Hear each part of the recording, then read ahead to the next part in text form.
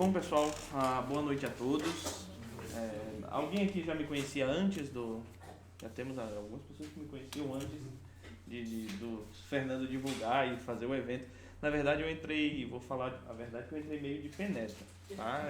O Fernando fez, eu estou pensando em dar uma palestra, não, eu quero falar também. Eu já disse logo que eu quero falar também porque tem coisa importante para falar e acho que vai ser legal.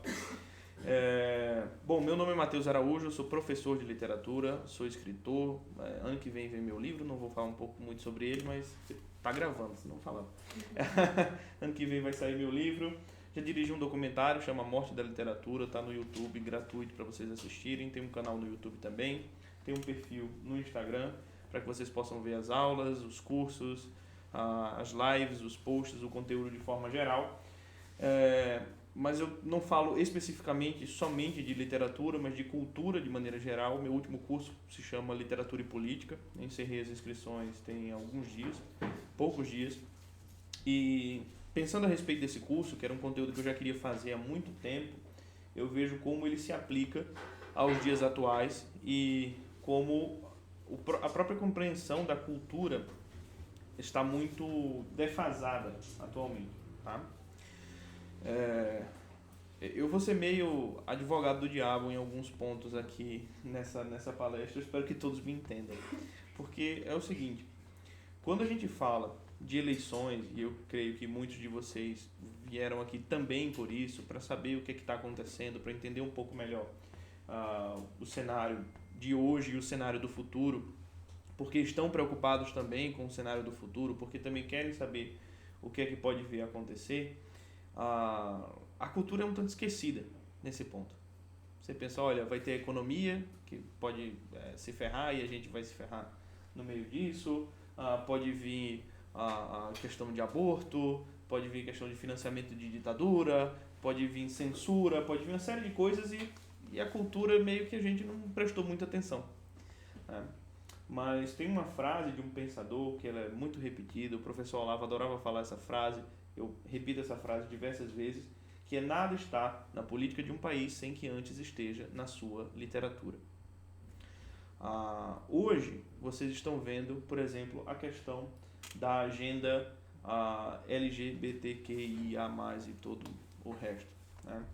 Hoje vocês estão vendo essa questão dessa agenda, a questão da ideologia de gênero, a questão do banditismo, né? Só se a gente pensar que um bandido que foi preso e condenado, né, em 3 instâncias vai assumir a presidência de um país, você já entende o que é o banditismo, o que é esse amor, o que é essa proteção, por exemplo, aos bandidos e, de forma geral, aos fora da lei. E pensando nisso tudo, a gente acha que isso é coisa atual. A gente acha que é do tempo do PT para cá. Geralmente a gente tem essa impressão, né? Não, isso é do tempo do PT para cá. Foi do tempo do PT que começou isso. Só que é o seguinte, todas as ações políticas que são realizadas hoje, anteriormente começaram a ser veiculadas principalmente pelas artes. E a arte da qual as outras artes, vamos dizer assim, se inspiram, é a literatura. A literatura é a mãe de todas as outras artes, vamos dizer assim. A literatura é muitas vezes a mãe da música, a literatura é a mãe do cinema, sem sombra de dúvidas, né?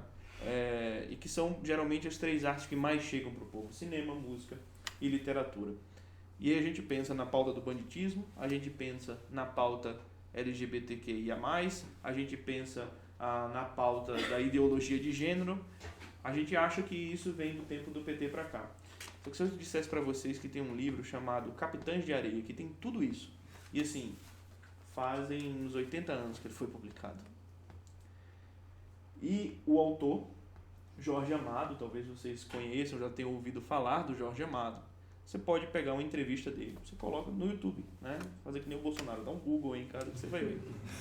Você dá o Google aí em casa e você vai ver o seguinte: o Jorge Amado admitindo em entrevista, no fim da vida, que os 3 primeiros romances dele foram encomendados pelo Partido Comunista Brasileiro, pagos pelo Partido Comunista Brasileiro.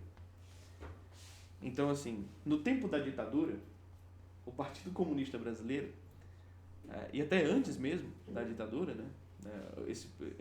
Isso começa na década de 30, tá? Esse processo começa na década de 30. Na época da ditadura isso foi ainda mais alavancado. Mas no início ali da década de 30, o Partido Comunista Brasileiro já veiculava essas ideias. A ideia do banditismo, da agenda LGBTQIA+, e da ideologia de gênero. Na década de 30. E a gente está achando que veio do tempo do PT.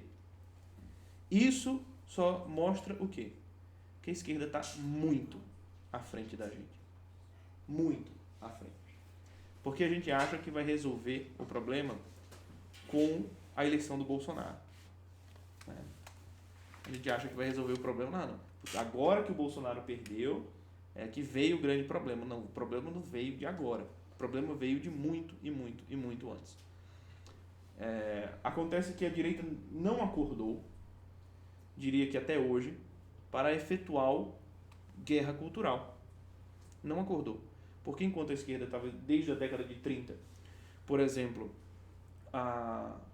angariando para si os nossos maiores escritores. Então, se você pega, por exemplo, quem foi o nosso maior poeta do século XX? Carlos Drummond de Andrade, sem sombra de dúvida. Todo mundo já ouviu uma vez ou outra um poema do Carlos Drummond de Andrade, né? Filiado ao PCB. Quem talvez seja o maior prosador do século XX, maior escritor do século XX? Graciliano Ramos, Vidas Secas. Nem que seja na escola, todo mundo já ouviu falar. Filiado ao PCB. Qual talvez seja a maior mulher romancista da história da literatura brasileira? Raquel de Queiroz foi filiada ao PCB. Vocês estão entendendo qual é o ponto? Eles na década de 30, ou seja, há quase um século antes de tomarem o poder, né, em 2002, mais ou menos ali, e agora efetuando principalmente em 2022, ou seja, quase há um século atrás da data de hoje, eles já estavam com essa ideia. Temos que começar pela cultura. Temos que começar pela cultura. Ou seja, estamos, no mínimo, uns 90 anos atrasados. Uns 90 anos atrás. O próprio fato de eu ter falado para o Fernando, falar assim, deixa eu falar um pouco antes, é justamente por isso. Porque eu sei que a maioria das pessoas veio principalmente pela análise das eleições, o futuro e etc. E muita gente não está prestando atenção na cultura. E quando eu digo muita gente não está prestando atenção na cultura, eu não estou culpando nenhum de vocês. Eu acho que começa assim, talvez o principal culpado se chama Jair Messias Bolsonaro. E é por isso que eu ia dizer que é advogado do diabo. Né? Porque o Bolsonaro, ele errou profundamente na cultura. E veja, eu estou falando isso como eleitor do Bolsonaro. Votei primeiro, segundo turno em 2018, primeiro, segundo turno em 2022. Não sou o isentão, não sou nada disso. Mas ele é um ser humano passivo de críticas. Ele errou profundamente na cultura. Profundamente mesmo. Vocês não têm ideia do quanto que ele errou. Tá? Quando começou aquele discurso, vamos acabar com a mamata da Lei Rouanet, eu automaticamente fiquei preocupado. Tá? Algumas questões precisam ficar um pouco claras para a direita a respeito da Lei Rouanet. Primeiro, a Lei Rouanet não é tirada do nosso imposto. Não é que é a gente que paga. Né? O imposto vem, desconto de imposto de empresas. Né? Ou seja, sei lá, eu chego para Riachuelo e falo assim, olha, você quer ganhar uma isenção de imposto financiando o meu show, financiando o meu livro, financiando o meu filme? Claro, quero. Coloca ainda uma propaganda. Tanto que você vai assistir os filmes, né? Aqueles filmes da Globo e tal, você vai assistir e tem propaganda da Renner. Propaganda da Ford. Porque ele chegou lá na Ford, você quer financiar meu filme, você ganha isenção de imposto? Sim, ela vai lá, financia e ganha isenção de imposto. Essa é a primeira coisa. Não é o dinheiro que você está pagando aqui numa comida, na loja que você tem, que vai direto para o bolso do artista lá que você não gosta. Né? A segunda coisa é financiamento de obras, né, cinematográficas, por exemplo, eles acontecem em todo mundo. Isso acontece em todo mundo. Isso não é exclusividade do Brasil petista. Tá? Todo mundo assistiu Vingadores, né? Pronto, tem financiamento de governo. Não só financiamento de governo americano, como financiamento de governo de outros países. Quando você assiste um filme, sei lá, esses filmes assim, 007, Missão Impossível, né? Que sempre tem uma história num outro país. Né? Sempre tem uma história no outro país. Ah, não, uma investigação de um detetive na Polônia, na Finlândia, na África. É sempre investimento do governo. Então isso acontece em todo mundo. Isso não é uma exclusividade do PT. Tá? Isso nunca foi. Então o discurso anti-Lei Rouanet foi muito complicado. Porque automaticamente o que foi que aconteceu com o Bolsonaro? Ele perdeu o apoio de todos os artistas. E olha, aqui para nós, né, o apoio de quem o Caetano Veloso apoia não faz a menor diferença. Você fala, caguei pro Caetano Veloso, não tenho o menor interesse se ele volta no PT, se ele volta no Lula, não quero saber. Só que tem uma multidão lá fora, não ideológica, que olha pro Caetano Veloso e fala, cara, esse cara é muito inteligente. Se esse cara tá escolhendo o Lula, ele deve estar certo. Porque esse cara é muito inteligente, olha as letras bonitas que ele faz. Né? Isso a gente não pode negar, né? Que ele faz letras muito bonitas. Chico Buarque, você vai falar, não, Chico Buarque é um canalha, você pode xingar o que for. Cara, mas o cara escreve pra caramba. Você pode xingar o quanto que ele for. O cara escreve pra caramba. O mesmo vale pro tempo passado. Né? Você pode xingar Carlos Drummond de Andrade quanto for por ele apoiar o PCB. Mas o cara era um gênio absoluto da nossa poesia. Né? E assim a coisa vai acontecendo. Então, automaticamente, quando ele se coloca contra, por exemplo, a Lei Rouanet, ele acaba colocando os artistas contra ele. E quando ele chega ao poder, o trabalho da Secretaria de Cultura, acho que com raríssimas exceções, talvez o trabalho do Rafael Nogueira na Biblioteca Nacional, que automaticamente a primeira coisa que ele fez foi verificar foco de incêndio, para não acontecer a mesma coisa com o que aconteceu com os outros museus. Né? Ele falou, a primeira coisa que eu cheguei, o primeiro mês, foco de incêndio, o que é que aconteceu aqui? O que é que pode acontecer? Vamos encerrar essas possibilidades. Então, só daí eu já vejo como um trabalho muito bom. Mas talvez com essa exceção e outras, o trabalho foi muito ruim. Muito ruim. Por exemplo, você cortar verbas de orquestra para no máximo R$3.000 é exatamente você agir contra a alta cultura que você defendia anteriormente. É você agir contra essa alta cultura. E a gente pode pensar, não, mas isso é coisa pouca, isso não influencia muito. Influencia demais. Antes da ação política, vem a ação cultural. É meio triste dizer isso, mas é verdade. O bolsonarismo ele não existe. A tese não é minha, a tese foi do professor Rafael Falcon. O bolsonarismo não existe. Ele é só uma forma temporária do olavismo. Ele é uma forma temporária do olavismo. O que o Bolsonaro fez? Ele percebeu a força do Olavo e abraçou isso para si. Né? Abraçou isso para si. O Bolsonaro vai morrer, vai passar. Os alunos do Olavo vão continuar, as obras dele vão continuar. E, bom, se o Bolsonaro for preso, vai ter que vir outra liderança e etc. Ele concentrou isso nele e talvez isso seja uma forma temporária. Pode ser uma forma durável, dependendo do modo como ele agir, mas a ação durável vai ser a ação das obras do Olavo, das obras que os alunos dele fizerem, dos cursos que os alunos dele fizerem, dos livros que os alunos dele produzirem, e etc.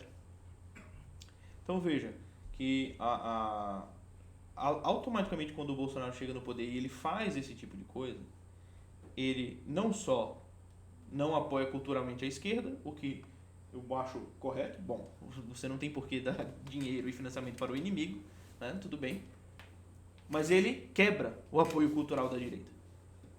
Né? Iniciativas como, por exemplo, a Brasil Paralelo não querem receber dinheiro público e está tudo bem, está tudo certo. Né? Mas eles não são os únicos. Tá? Eu, por exemplo, fiz um filme. Eu vou dizer aqui, por exemplo, a gente fez as contas, a gente gastou R$65.000 para fazer um documentário, 3 episódios, 45 minutos, 10 convidados. Deu bastante trabalho, foram 6 meses de trabalho, de janeiro a julho, né, quando foi realizado, né, foi realizada a exibição do documentário. Se eu tivesse pego uma Lei Rouanet, não precisava ser muito, me dá 200 mil, eu tinha feito um barulho muito grande com esse documentário, entendeu? Tinha feito um barulho muito grande, não precisava ser muito. Posso dizer só pro final? Daqui a pouco não vai ser muito grande a fala, não. Aí você faz as perguntas, todo mundo faz as perguntas, eu quero responder o pessoal. Tinha feito um barulho muito grande com isso. Ou, veja, A gente fez a exibição do filme do Olavo de Carvalho na UFPE. Deu um barulho gigantesco. A gente, um ano depois, fez a exibição do filme do José Bonifácio, dirigido pelo Mauro Ventura. Deu um barulho estrondoso também. Né? A gente apanhou, jogaram ovo no professor e tudo mais, invadiram e ficaram pelados, sei lá, fizeram tudo que eles queriam fazer. E com coisas pequenas. Né? Então não precisa de muito. O que eu sei de, por exemplo, editoras que sempre vivem à beira da falência, né? Sempre saem no vermelho e que poderiam ser facilmente ajudadas porque estão traduzindo livros, porque estão publicando a novos autores. Que eu sei também, por exemplo, de roteiristas, de produtores audiovisuais que estão o tempo todo na minha cola falando assim: me manda um roteiro seu, me manda um roteiro seu, me manda um roteiro seu, a gente vai fazer. Só que eu vou dizer assim, olha, a gente vai fazer com que orçamento? Qual orçamento que a gente vai fazer? Tem várias histórias que a gente pode escrever, né? Vários filmes que a gente pode produzir para veicular essas ideias. Não precisam ser filmes ideológicos, de propaganda, mas que veiculem as nossas ideias.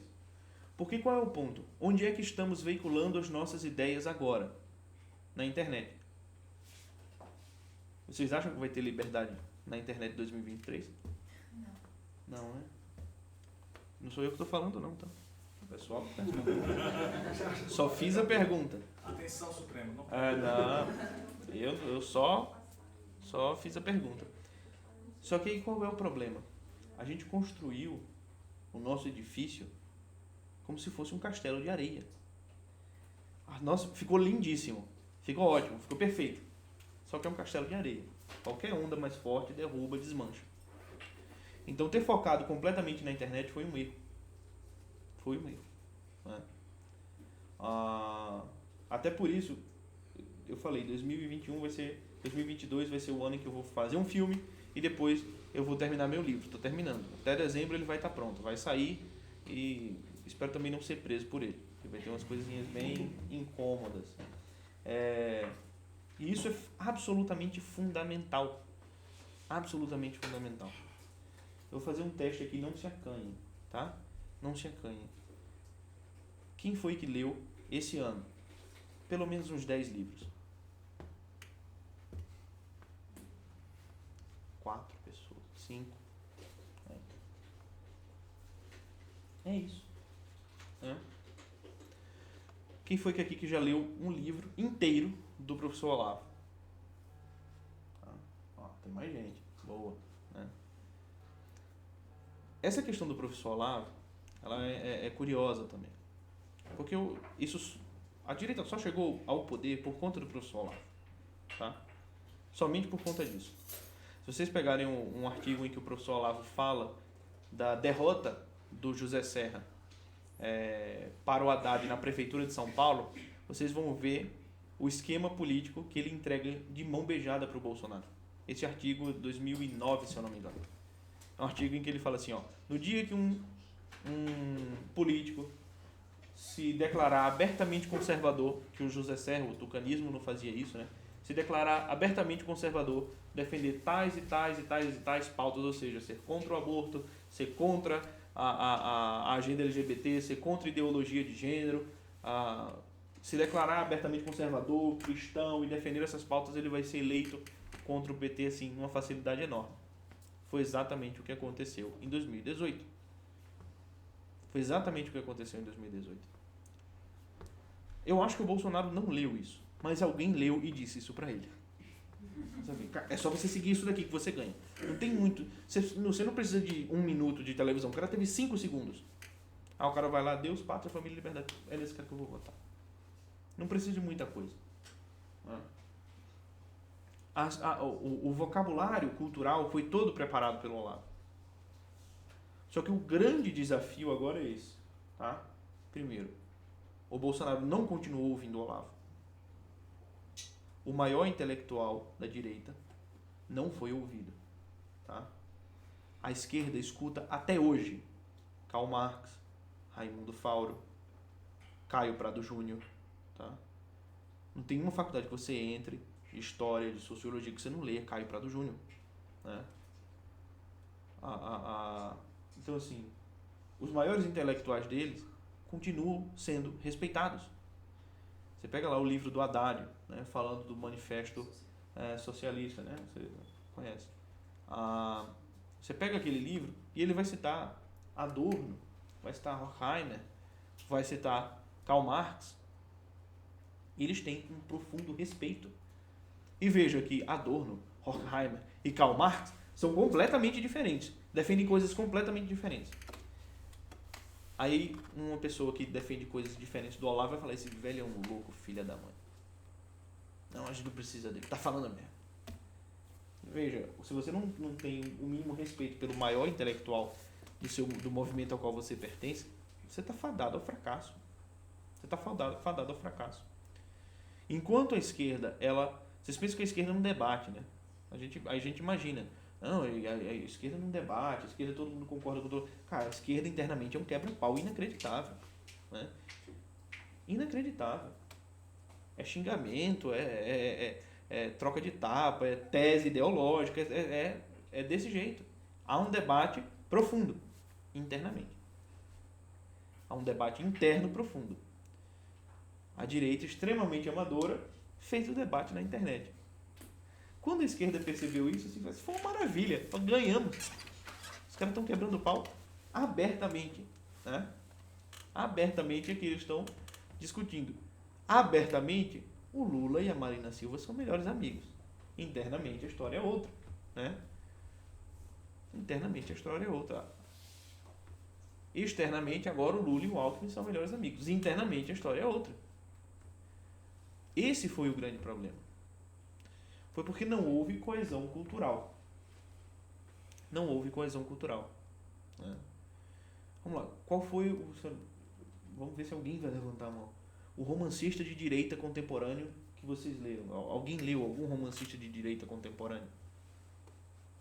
Que publicou assim nos últimos 5 anos?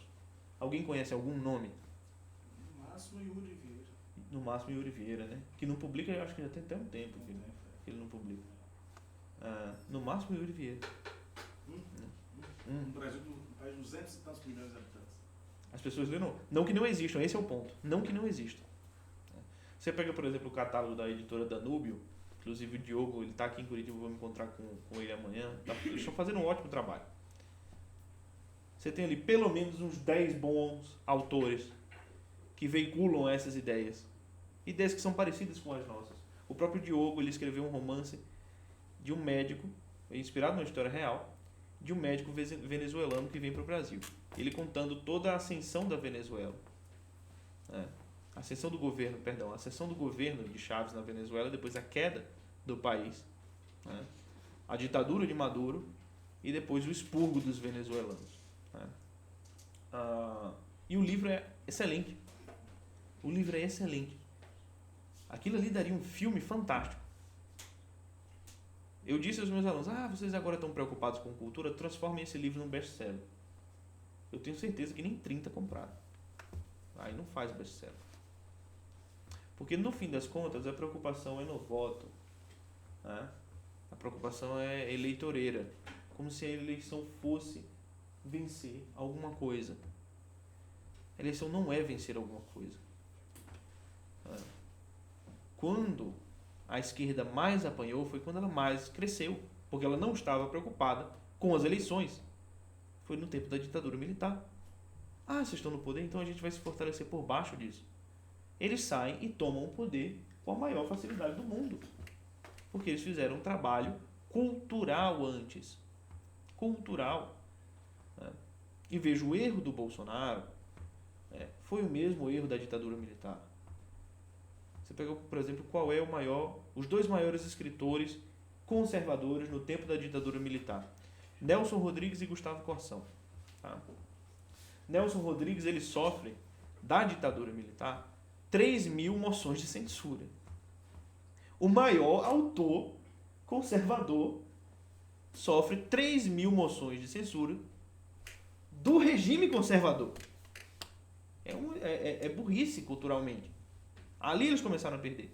E o Gustavo Corsão, que estampava capa de jornal dizendo que o AI-5 era fraco, fala assim, o E5 é pouco. Então o Gustavo Corsão era assim, mais extremo do que os militares. Ele foi escorraçado das redações de jornal. E ninguém deu assim, um mínimo apoio a ele. Ninguém deu o mínimo apoio a ele. Então a derrota começa aí. Enquanto a esquerda foi se fortalecendo culturalmente, né, a direita foi empobrecendo culturalmente. Então não existe guerra eleitoral sem existir primeiro uma guerra cultural. Tá? Não existe isso. É impossível. Tá? Assim, total respeito ao Brasil Paralelo, até porque eu fiz um documentário, mas não se vence com um documentário. Se vence com filme de ficção, se vence com livro de ficção, se vence com um livro teórico. Né?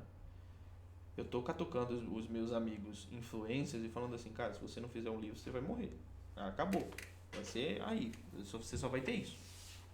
Né? Prender influência eles já aprenderam, só não prenderam um escritor ainda. Esse é o ponto. Né? Vocês já ouviram a história do Solzhenitsyn? Já contei algumas vezes a história. Já ouviram a história do Solzhenitsyn? Solzhenitsyn era um escritor, romancista russo, que ele é preso no final da Segunda Guerra Mundial, porque ele envia uma carta para um amigo fazendo breves críticas ao governo do Estado. Coisa pouca, nem criticou muito. Foi preso por isso. A carta foi interceptada, né, lida, prenderam o Solzhenitsyn. Dentro da prisão, né, que ele é condenado a passar mais de uma década num gulag, né, que é um campo de trabalho forçado, também chamado de campo de concentração, ele começa a escrever os seus romances. Ele começa a escrever seus livros. Ele escreve alguns romances, né, mostrando como é a vida nos gulags, nas prisões soviéticas, e começa a publicar fora. A história do Solzhenitsyn é terrível. De fome, de doença, de ter câncer. Né? Veja, o que eles comiam era cerca de 100 gramas de comida estragada por dia. Né? Trabalhava na mineração, via as mulheres serem estupradas o tempo inteiro, a infestação de piolho, você fazia suas necessidades fisiológicas onde você dormia, e ele escreve um romance.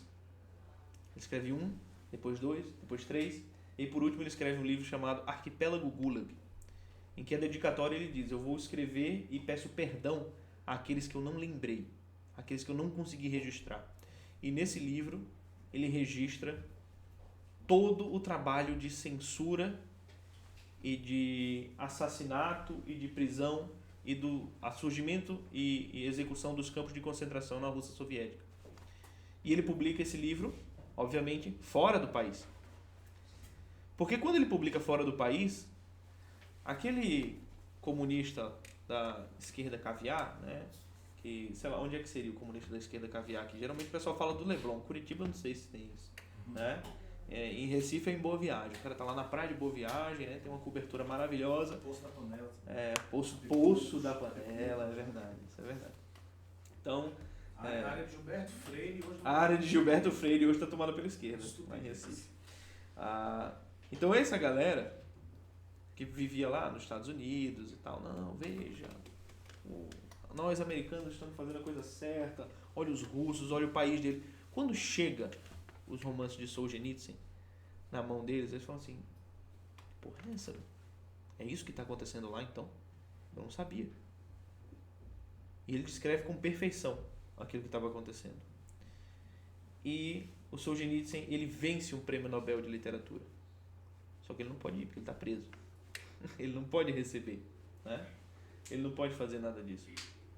E os romances dele começam a ser lidos, as ideias dele começam a ser espalhadas e os boicotes econômicos começam. Assim, olha, a gente não pode financiar um governo desse. A gente não pode ser amiguinho de um governo desse. A coisa começa a piorar. A realidade que se imaginava da realidade soviética, que hoje a gente conhece, mas que na época se imaginava como um paraíso, né? Se pessoas começaram a entender que não era um paraíso. E o regime foi enfraquecendo, enfraquecendo, enfraquecendo, até cair. Até cair. Cerca de 2 décadas depois da publicação do Arquipélago Gulag. Então vejam só, a figura de Solzhenitsyn ela está diretamente ligada à queda da União Soviética, porque o cara publicou livros e as pessoas leram esses livros. Não pensem que aqui no Brasil seria diferente.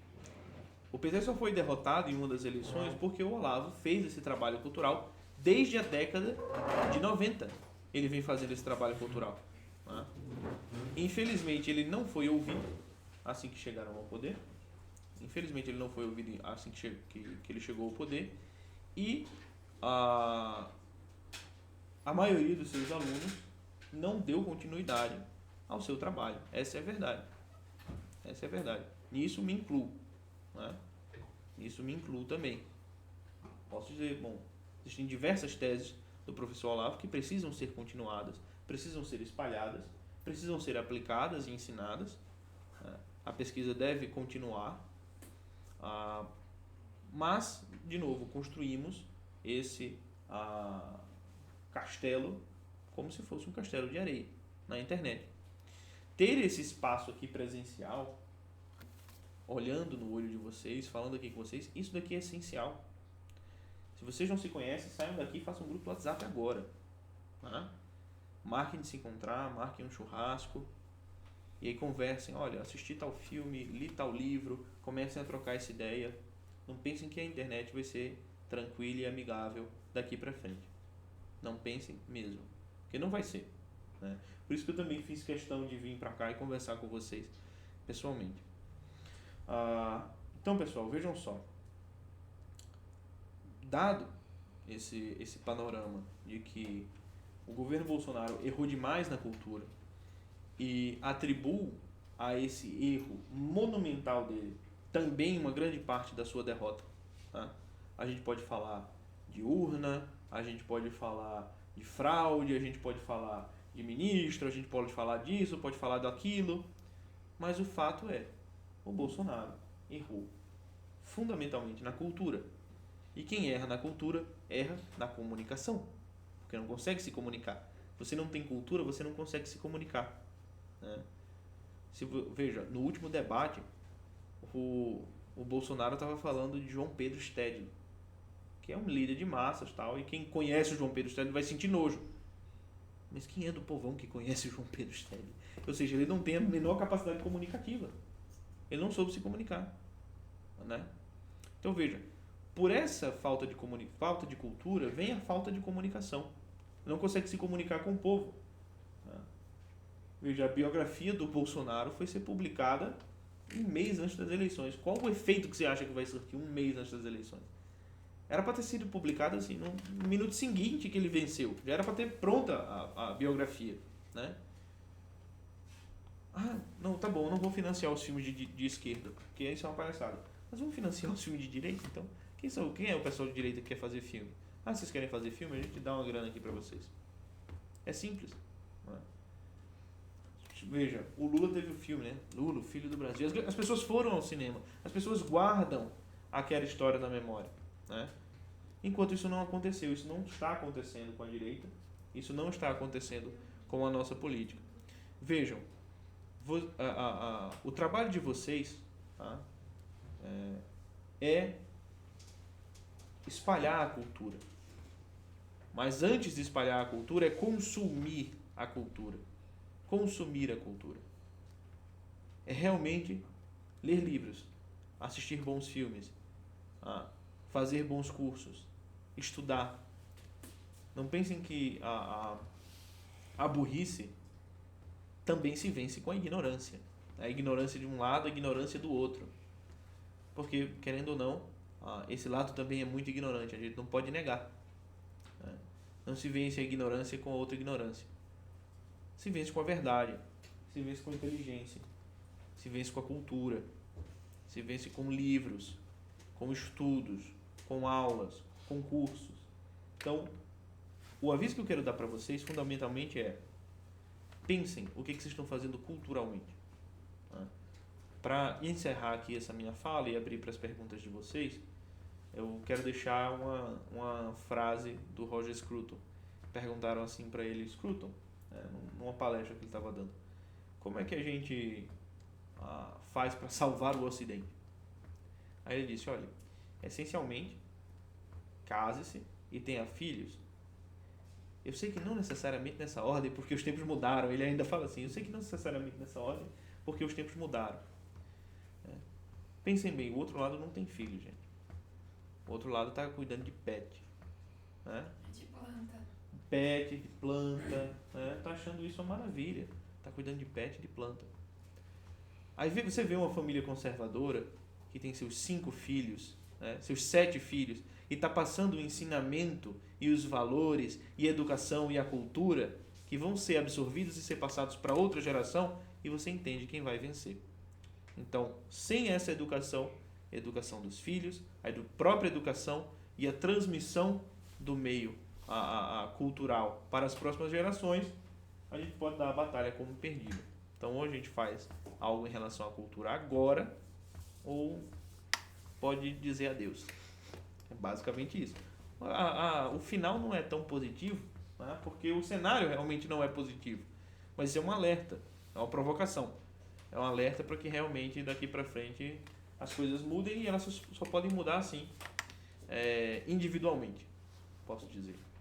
Então, quem quiser fazer alguma pergunta, pode ir lá. Eu só vou complementar isso que você falou e depois eu vou te fazer uma outra pergunta. Tá. Eu acho que a diferença entre o Oriente e o Ocidente é masculinizar de novo o homem.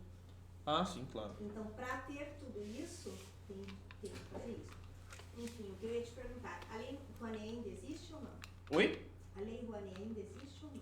Existe. Existe. Tá, então se a Lei Rouanet existe e ela não vem de recurso nenhum do governo, ela continua sendo recurso de empresa, certo? Certo. Que você troca o imposto. Então, por que não apresentar um projeto para essas empresas e convencer essas empresas que o projeto é bom? Não, veja, o problema não é só apresentar o projeto, o problema é quem vai aprovar o projeto. Não é só a empresa que precisa aprovar o projeto, é quem está lá na secretaria. Entendeu? Só que quem estava na secretaria vai barrar. É simples. Como barraram? Cortaram verba, barraram projetos. Né? E não... Com verbas estratosféricas para alguns atores, para algumas pessoas, enquanto os menores não chegavam a essas verbas. Não, sim, veja, o problema não é a lei, é quem estava com o poder da lei. Né? O problema não era só a lei, o problema é quem estava usando a lei, entendeu? Porque se você usa a lei da maneira correta, veja, veja, o problema é o seguinte, o Bolsonaro ele tomou posse do principal aparato cultural e de arma cultural que a esquerda utilizou em todo o governo do PT. O que ele fez? Veja, é o seguinte, vamos dar um exemplo. Eu estou numa guerra nuclear. Você tem uma bomba atômica e eu não tenho. Por acaso você deixou uma bomba atômica cair no meu quintal. Ela não ativou nem nada, mas eu tenho uma bomba atômica agora para usar. Eu vou jogar essa bomba atômica no lixo. Claro que não, você pega e joga do outro lado. Esse é o ponto. Eles tinham uma arma na mão, só pega e joga do outro lado. O Paulo Guedes disse que fez isso na economia. Ele foi bem claro, a gente tirou o pino da granada e botou no bolso do inimigo. Tá estourando nas costas deles. Fizeram teto, colocaram tudo bonitinho, agora eles estão se matando para isso.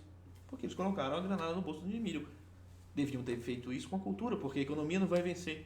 O brasileiro não é tão dinheirista assim quanto o americano, né? Como o Nando tinha falado. Então, eu acho que esse foi o grande ponto. Você tem a arma na mão, o inimigo está desarmado. Não, deixa eu tirar a arma e lutar com ele de igual para igual. Em vez de ele ter justamente se aproveitado disso, ele se negou. Então, eu vejo principalmente por esse lado. E por outros também. Uma coisa que eu estava conversando com o Fernando foi o fato de que nós tivemos a independência do Brasil. E quantos livros foram feitos a respeito disso?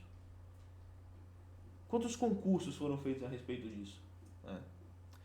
Exemplo, vou dar um exemplo aqui muito simples. A Biblioteca Nacional tem prêmios literários. Os prêmios literários são ótimos. Você é um autor iniciante, você escreve um romance, você ganha uma grana, né? Pelo seu primeiro romance, pelo seu primeiro livro de poemas, de contos, etc. e você é financiado, seu livro vai se espalhar, seu livro vai ser lido por mais pessoas, etc. A Biblioteca Nacional fez uma coisa ótima esse ano. Esse ano, o primeiro ano que ela fez foi o último do governo. Vamos colocar só gente de direita para julgar. Putz, muito bom. Aí os vencedores foram só de esquerda. Eu olhei assim, eu não acredito nisso. Não acredito nisso. Então assim, foram erros grotescos. Coisa de iniciante mesmo. Então, eu acho que ele investiu muito na cultura. A hora que ele tira aquelas agendas, aquelas cartilhas com um dedo, que é em forma de um pênis, simulando um pênis, para você ensinar como começa a homossexualidade. Quando você começa a ensinar que a base é a família, eu acho que a cultura também é isso. Não é só no livro, não é só no filme. Não, certo. E esse ponto... Isso ele foi fundamental. Olha, eu não sei se ele foi fundamental. Não banditismo, a cultura, eu acho que investiu em outros aspectos da cultura. Acho que é muito generalizar falar que não investiu. Certo, mas fala assim, vamos ver, qual foi o filme financiado que falou mal, por exemplo, é simples, falou mal de Che Guevara? Qual foi o filme brasileiro que foi feito para falar mal, por exemplo, do Lula? Conhecimento, meu micro-universo, de que eu enxergo talvez um pouco além, só assim dentro de, entendeu? Eu enxergo muito além, eu acho que isso também é cultura. Certo, só que aí você tem um problema grande, né? Que agora o outro lado voltou, você não fez nada. Não sei se ele voltou. Ah, bom, vamos ver, eu tenho certeza que voltou. Alguém tem mais alguma pergunta? Eu gostaria de perguntar uma coisa. Você quer falar antes? Não, Eu fiz o seguinte, que eu apresentasse o meu painel e as perguntas a gente ficasse pro final. Pode fazer um mega painel de perguntas. Pode ser assim? Pode deixar pro final também. Ah, então beleza, então vamos lá. Eu vou deixar gravando, você quer que eu feche aqui e inicie de novo? Pode ser também. Só por causa do tempo. Mas guardem pro final as perguntas.